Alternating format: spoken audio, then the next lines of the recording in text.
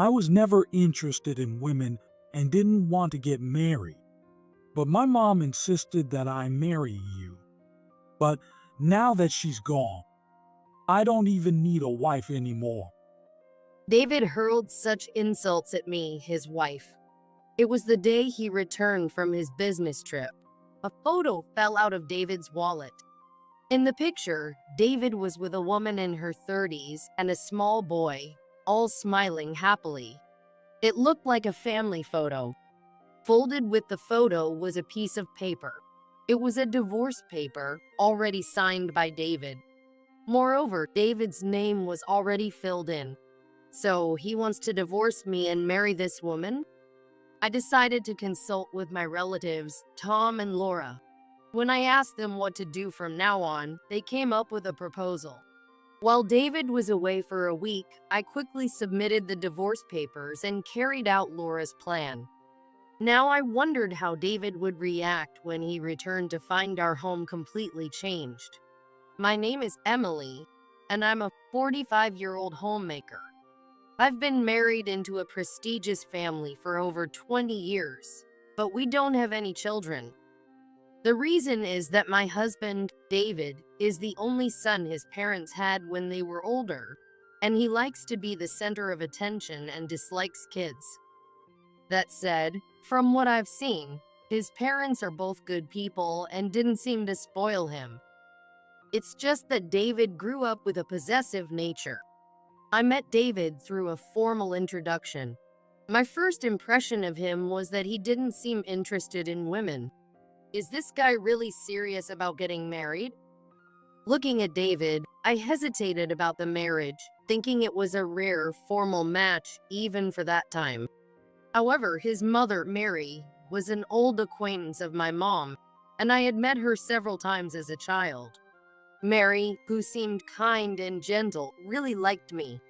Mary took my hand and said gently, Emily, you will surely make David happy.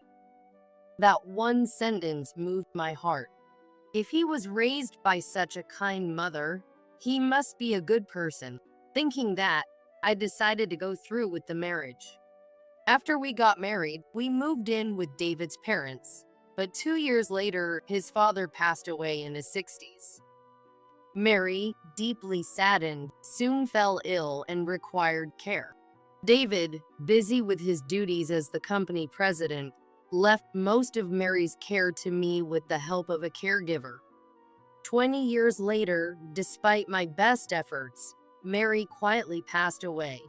Losing Mary, whom I adored, left me heartbroken. However, David didn't show any sign of sadness. On the contrary, he acted as if he now ruled the house. David had always been quiet at home since we got married. Since his father's passing, he had been working late every night as the president of the company he inherited from his parents. As a result, he rarely paid attention to our home, leaving important household decisions to me. But I didn't mind. He was a man of few words even during our formal introduction, and Mary had warned me that David was brusque and not very talkative, but not a bad person. So for the past 22 years, I accepted the lack of conversation between us as just the way things were. However, after Mary's death, David seemed to become harsher towards me. Tasks he used to do himself, he now ordered me to do in a yelling tone. Hey, I'm about to take a bath. Why haven't you got my clothes ready? What? You usually do it yourself. Don't what me. You're my wife. It's your job to take care of me. Sure, I'm a homemaker, so maybe I should do these small tasks, but he never asked for such trivial things before. I wondered what suddenly changed, but I complied. Oh, right. Sorry. I quickly got David's clothes ready. Was he just being considerate because I was taking care of his parents before? Maybe he couldn't act this way in front of them. I was just confused by David's sudden change in behavior. Being home all the time, I didn't have any close friends to talk to. The only person I could confide in was Laura, who often visited me during weekdays. Laura is married to Tom, David's cousin. Tom's father is David's father's brother, but since Tom had kids first, he's 5 years older than David, making him 50. Laura, his wife, is 48 and older than me, and she's someone I can always rely on for advice. Today, Laura came over again while our husbands were at work. Seeing me at the door, Laura looked concerned and peered at my face. Emily, what's wrong? You look pale. I touched my cheek and widened my eyes. Really? I didn't notice. Have you been going through something tough lately? You can talk to me if you want. I definitely had complaints about David lately. I started to tell Laura about how David had changed since Mary passed away. I found myself venting, but Laura listened quietly. I'm sorry. I haven't been able to talk to anyone about this, so I just ended up unloading on you. It's okay. It sounds tough. It's hard to believe David, who was always so quiet, suddenly changed and got so short-tempered. Laura seemed to be thinking about something.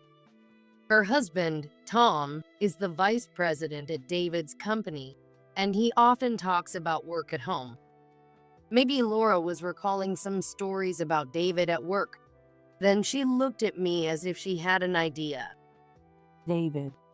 Well, he seems like the type who wants to be in charge. From what I've heard, that's how he is at work. Her words were a revelation to me. Really? At home, David never seemed that way, so I never noticed. What does it mean to want to be in charge? David usually just sat quietly reading the newspaper at home, so I never thought about what other sides he might have. When I told Laura this, she smiled slightly and said, I have a friend in a similar situation. When they live with their in-laws, some husbands push the care of their parents onto their wives and act quiet at home. But when the parents pass away, they suddenly start acting more domineering. You might want to be careful. Thinking about it, she might be right. David now fits that description perfectly. Thanks, Laura. I'm glad I talked to you. I'll keep that in mind when dealing with David from now on. Sure. If anything comes up, just let me know. Talking to Laura made me feel much better. That night, I was in a good mood, humming while doing housework. When David came home, he gave me a puzzled look. Why are you so carefree, humming and all? You're in a good mood. Hi, David. How was your day? David frowned even more, seemingly displeased with my cheerful response. Does it really bother him that much to see me in a good mood? Curious, I asked him. You seem upset. Did something happen? Nothing happened.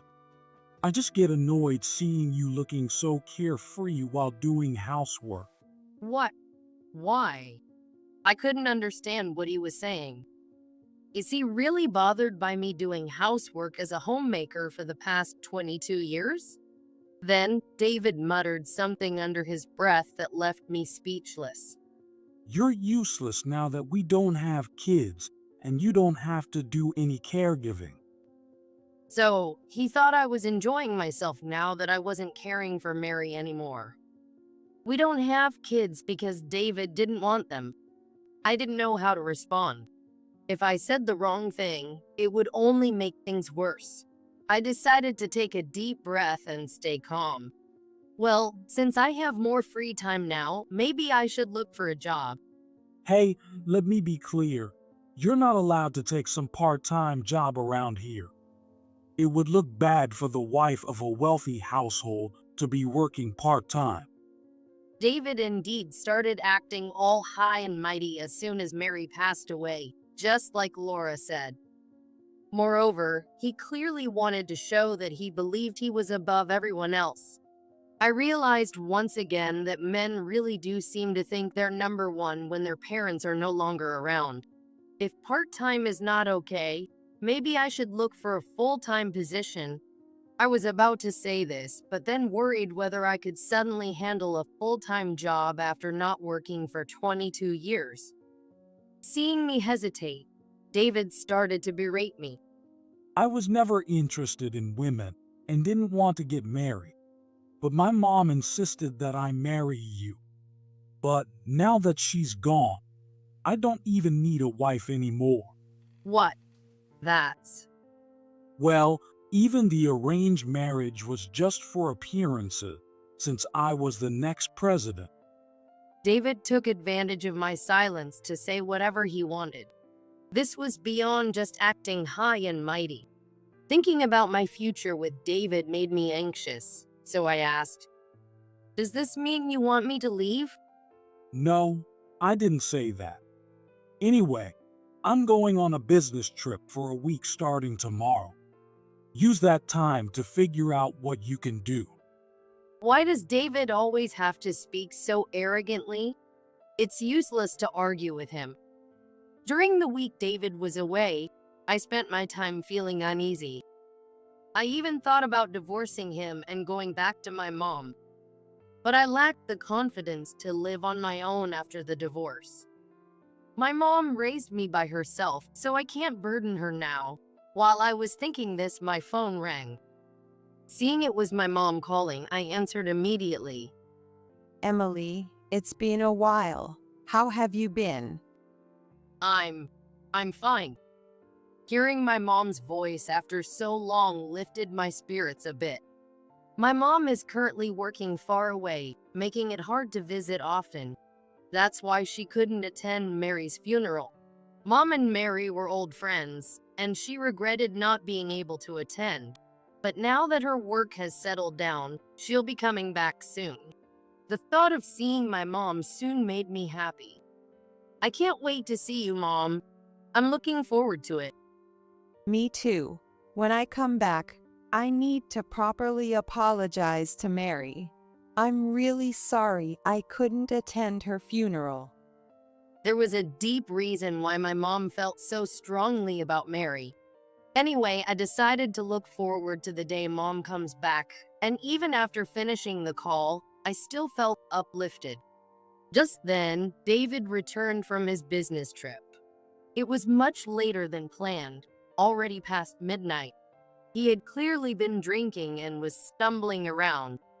Hey, I'm home. As soon as he said that, he collapsed in the hallway and fell asleep. I had no choice but to drape his arm over my shoulder and carry him to our bedroom. On the way, his wallet fell out of his pocket, so after getting him into bed, I picked it up. The wallet was open, with cash and cards sticking out. As I was picking them up and putting them back into the wallet, I noticed a small photo taken with an instant camera inside the wallet. Looking closer, I saw that it was a picture of David with a woman in her 30s and a small boy, all three of them looking happy together. It looked like a family photo. Alongside the photo was a small folded piece of paper that caught my eye. When I opened it, I realized it was a divorce paper. Moreover, David's name was already filled in. So he wants to divorce me and marry this woman? I shook David's shoulder to wake him up. David, wake up. David opened his eyes slightly, but then started mumbling in his sleep. Oh, Emily, put all my stuff away.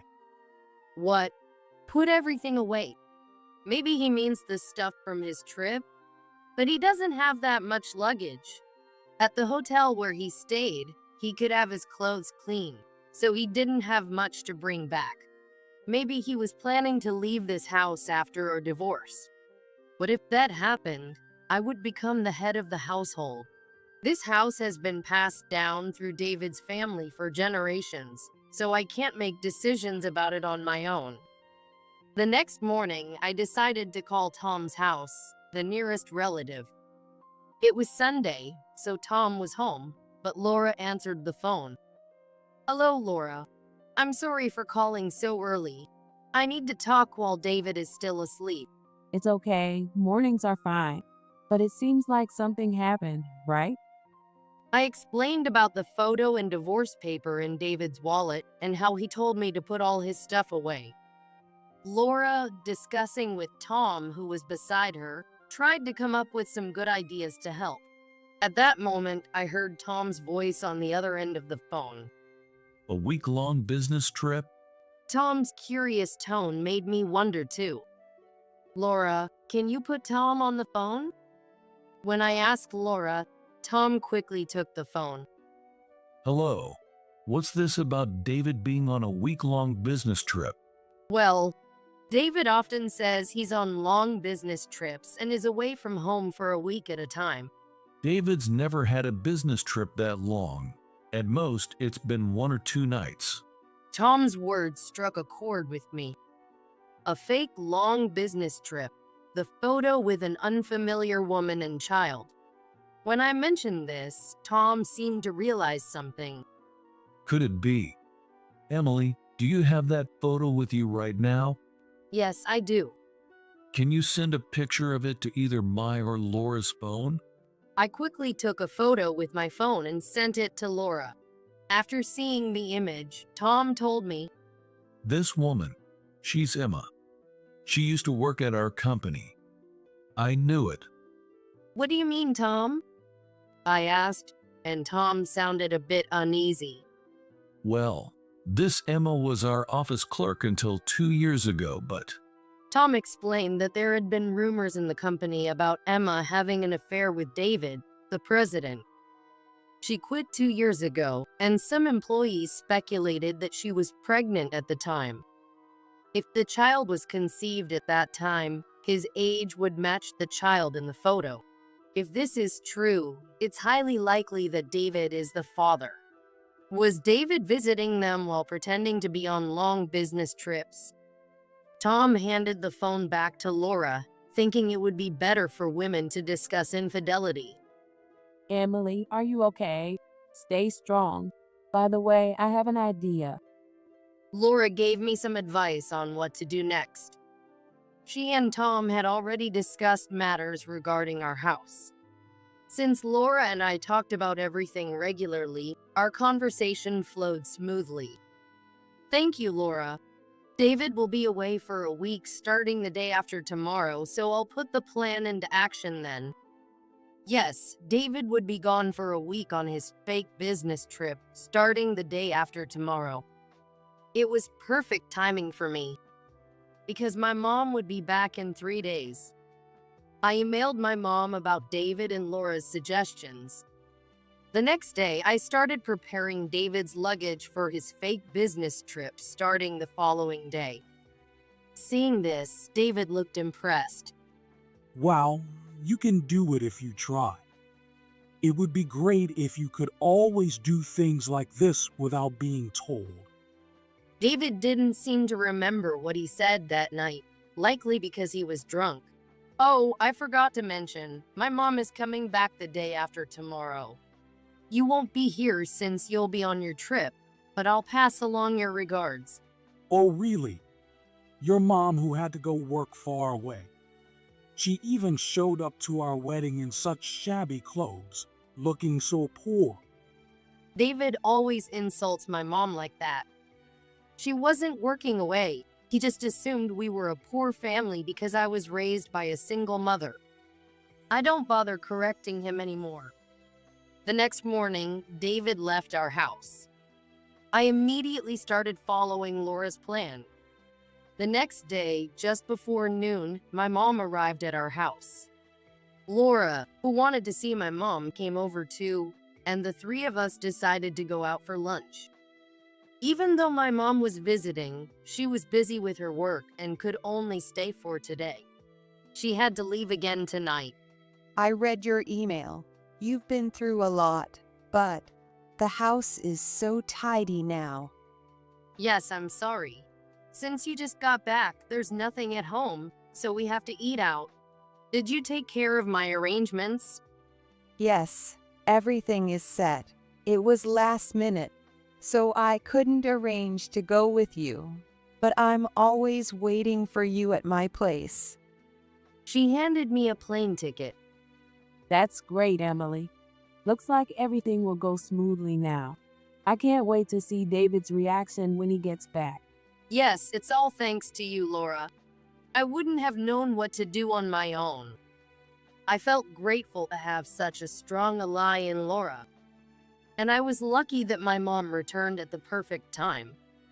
Over the next 4 days, I quickly took care of all the arrangements and submitted the divorce papers.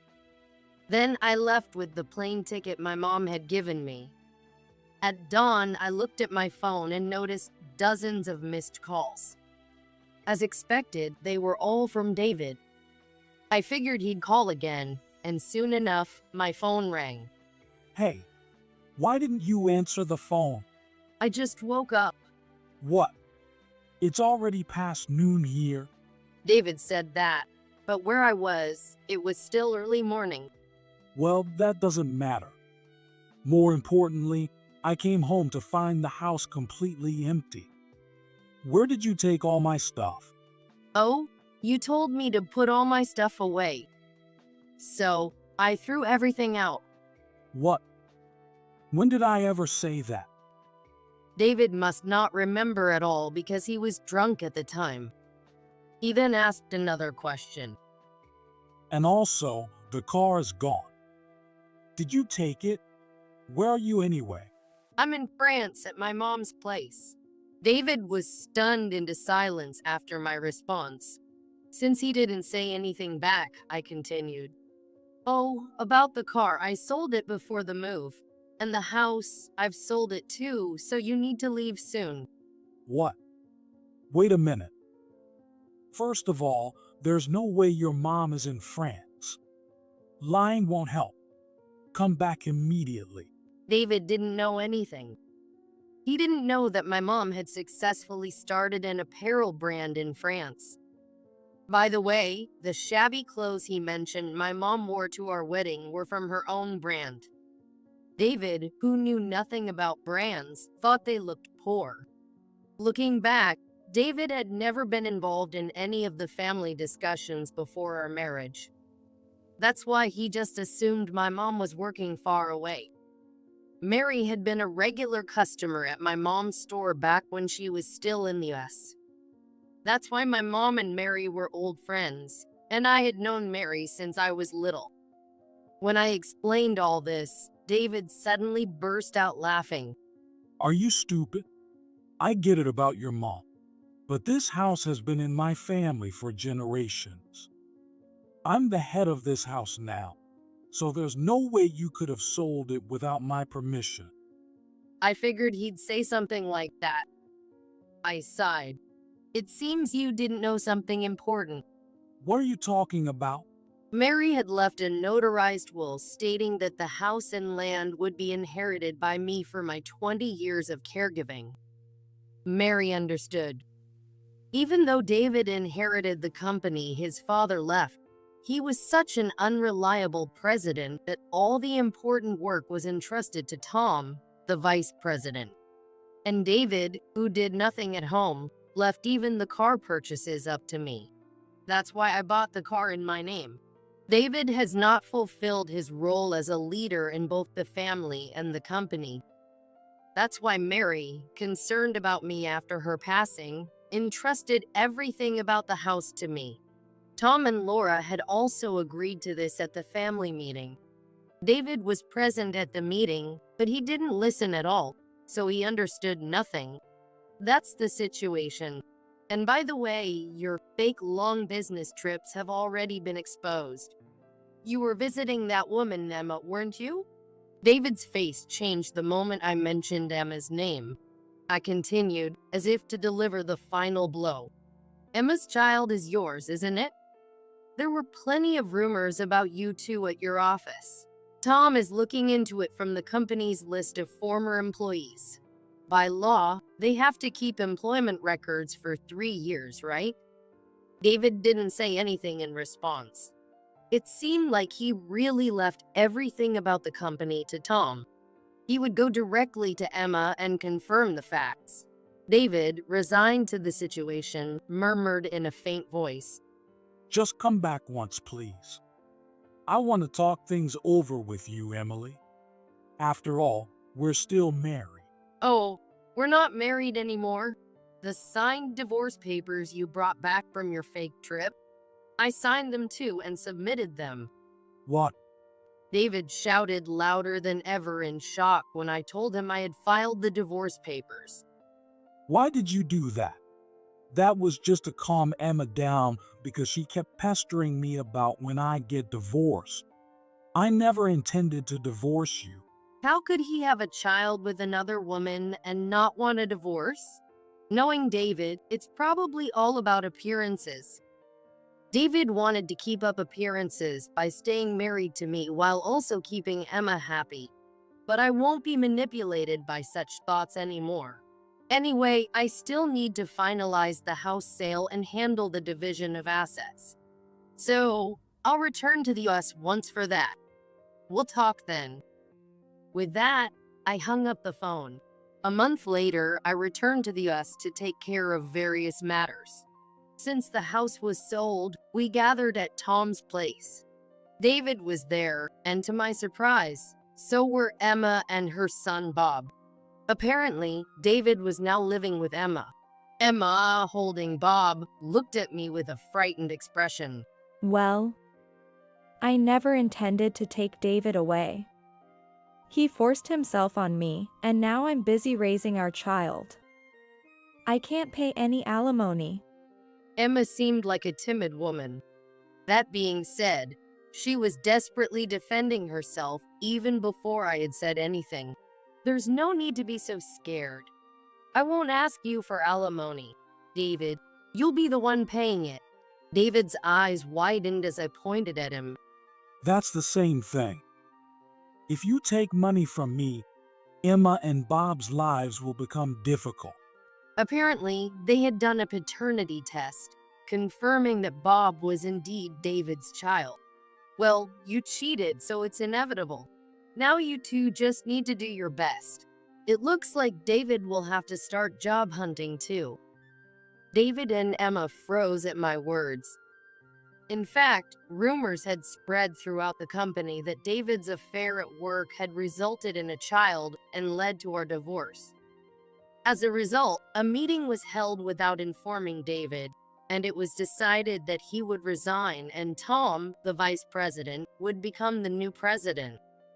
Laura kept me updated on everything.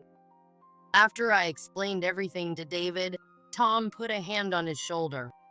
So, David, you'll be resigning at the end of this month.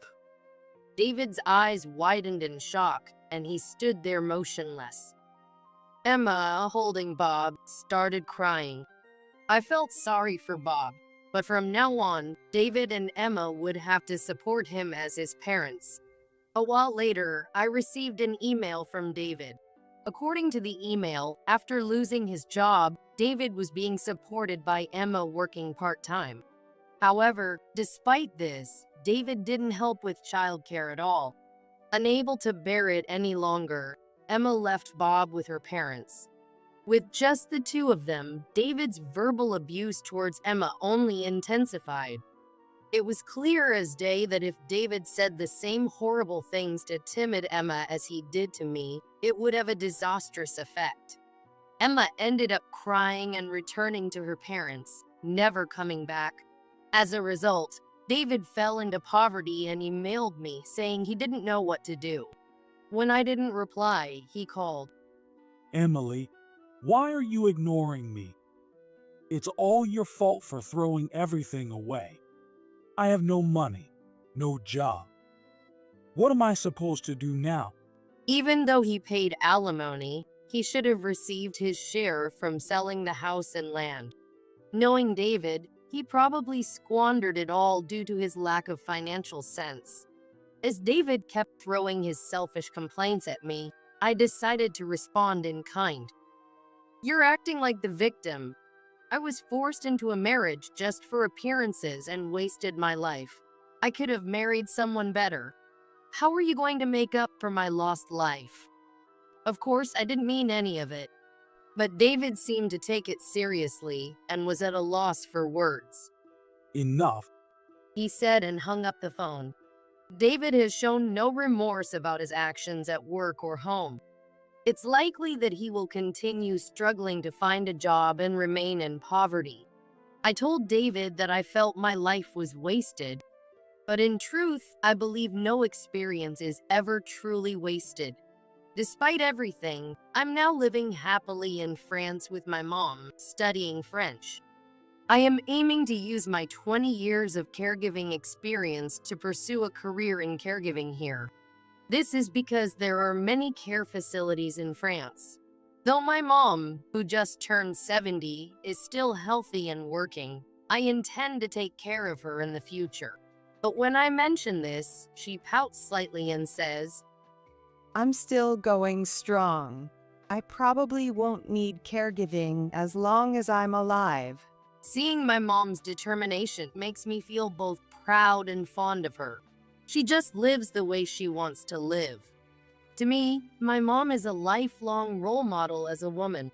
That's why I plan to stay by my mom's side and continue to pursue my dreams.